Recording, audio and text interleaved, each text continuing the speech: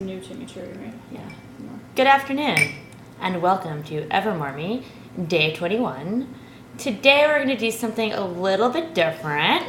We're going to do some Q&A, because a lot of you have started to email us with questions, and we figured we'd take this rainy Monday to answer some of them. So our first question is from Elise in Ann Arbor, Michigan. Hi, Elise. Hi.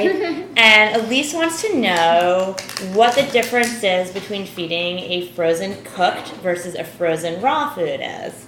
It's a very good question. So we're going to talk a little bit about the difference between a complete and balanced cooked diet, which is what we're offering, and raw diets, which are the other thing you're going to see in the freezer at the pet supply store. Yeah.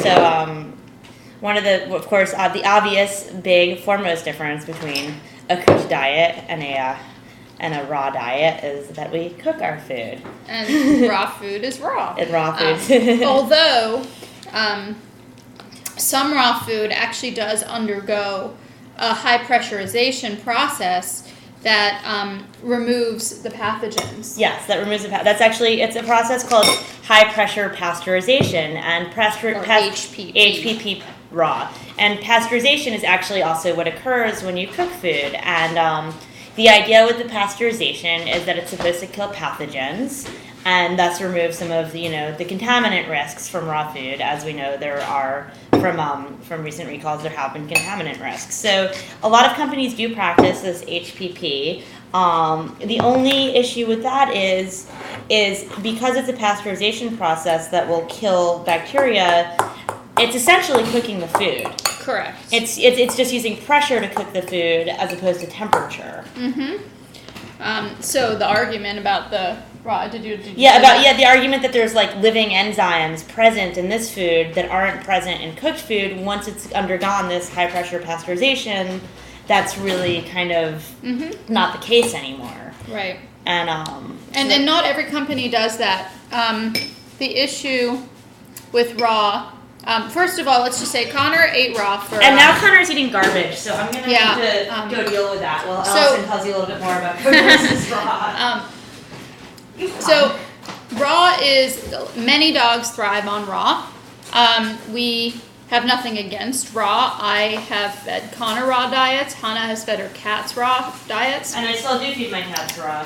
And she still does. We offer an alternative in the market because A, not all dogs thrive on the raw. Connor, for example, after years of eating it, stopped really loving it and kind of gained some extra weight. His activity level had stayed the same. I was worried maybe he was just sort of aging and there was nothing I can do about it. And when I moved him over to the cooked food, his weight went right back down to perfect. And so I think he wasn't digesting the food, and it's actually been corroborated by a few vets about how dogs get older, they have a harder time processing the raw food. So that's one reason that we're a great alternative. Another one is a lot of people don't like to handle the raw food. Some people who are vegetarians in particular, but people who don't like to handle the raw food. Also, the salmonella risks are there. So if you are worried for yourself, if you have children, elderly people who are at higher risk for contamination or for getting illness from it. Yeah, I mean, the big thing about salmonella and dogs is actually most dogs are fine if they come into contact with salmonella. Stomachs unless the dog is very young or a lactating female, pregnant female, or very old, chances are the salmonella won't really bother them that much, but they can silently carry it to people. So that's really kind of the big issue with salmonella and pet food in general, really. Right. And interestingly, Delta Dogs, which is a service dog organization, banned the feeding of raw food to their dogs for that reason. Because they're going into hospitals and retirement homes and places like that. So that's another advantage or differentiator of cooked food over raw food. And then there's another question about bioavailability. I don't know if you mentioned this. Certain vegetables in our food, such as the kale and the carrots, are actually much more, the nutrients in those vegetables are much more bioavailable when the vegetable is cooked. Allison can actually talk more about this. Well, the cellulose wall breakdown that happens when vegetables are cooked or pureed actually makes the nutrients in them more available to us, and that's just across the board, dogs, humans. So it's not always, it's great to eat the salad, and it's especially good if you're going to eat raw vegetables, because we have these mastication processes that we go through, and they always say chew as many times as you can, and we don't always do it. We gobble stuff down. Well, dogs do not do it.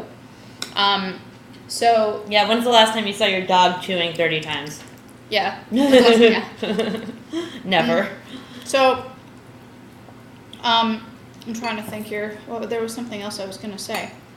Well, anyway, if you have anything. Oh, I like the topic of cooked versus raw too, because it also brings up the whole argument of dogs being descended from wolves, which I love. Get her started. This will be our I love this topic because dogs did they did originally descend from wolves, but long time ago. Some scientists place it back as far as 40,000 years. Mm-hmm. That's a long time to be living with humans, and what actually was the driving force behind their domestication was the food from the human settlements. Mm-hmm. So, evolving to basically become scavengers, dogs have been eating people food, in quotes, people food, over the millennia, and their digestive systems have evolved accordingly. To adapt to that.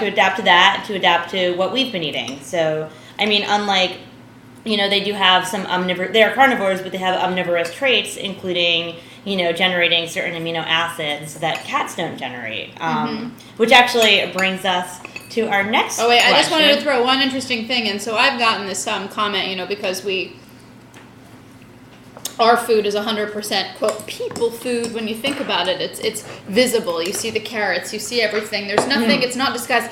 And we get this argument sometimes because there are people whose vets, I guess, have told them that dogs should not eat real food. Yeah. And if you think about it, based on what Hannah said, and these are facts, by the way, that's a fact. Dogs have evolved, and they ate our scraps, and that's how we've co-evolved. How the heck could the commercial pet food industry, which only began, at the turn of the 19th century? Yeah, like 1800s. How could dogs still be with us if they couldn't function there was on about real food? There was about at least 27,000 years there where they weren't eating pet food. Mm-hmm. So, but they also weren't taking down caribou on the tundra either. Right. So they had to be eating something in between, and that was kind of our junk food. Yeah. By junk food, we didn't have junk food then like we do now. What I mean is the food that we weren't eating. The organ meats that people did, although people ate organ meats back in the day because they... people just fed their dogs leftovers from what they had at the table, and they seemed to do fine. As our diets were good, their diets were good. Now their obesity and cancer rates kind of mirror ours. What does that say about our contemporary society? So we're going to throw at least one more question in. One more question is about the kitties. And local lady Jennifer asked about cats and whether or not Evermore is appropriate to feed her cat. And hi, local lady. Hi, Jennifer.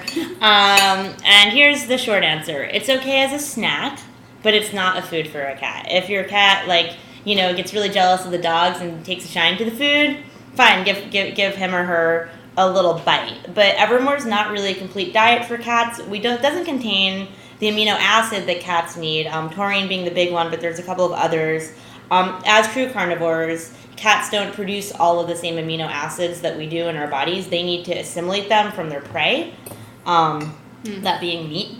And when you cook a food, it actually does kill taurine. So we do need to supplement the taurine. Mm-hmm. So we are working.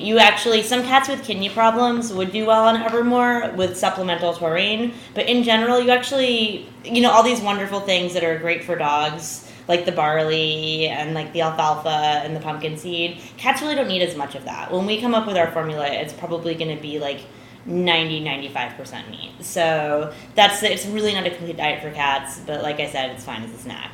We are working on a cat formula. We are. And we get so many requests all for it. the time. My 3 kitties also are requesting They're waiting, it. yeah. They're Mom, come on. So I was actually hungry. I've been talking so much. Yeah, you haven't had a chance to eat. And on garbage detail. Well, actually, somebody asked me a question recently about why we don't have probiotics in our food. Oh, right. Another good point. I can talk or she can. Why don't you talk? Either way, we would love to. The problem is, like we said, we have a cooked food. And when you cook, you're going to kill the live cultures that are in, like, the things like the yogurt. So you know, sometimes you see yogurt in a cooked or food. apple cider vinegar. Well, apple cider vinegar is a prebiotic. But I mean, that'll kill it too. Right, and then something like yogurt, or even like you know, kimchi, or, you know, fermented vegetables. What about yeast? Is that a probiotic? The brewer's yeast that they put in sometimes. You know, I'm not actually 100% sure. I think see you're fine when you put nutritional yeast in. Yeah, the nutritional yeast. I didn't know if cooking killed it or not. But in terms of, I can get back to you on that. But in terms of the probiotics, we recommend supplementing with it. It's possible that there is a point in which, when we have our own production facility, we would be able to monitor very closely the cool down temperature of the food and introduce the probiotic.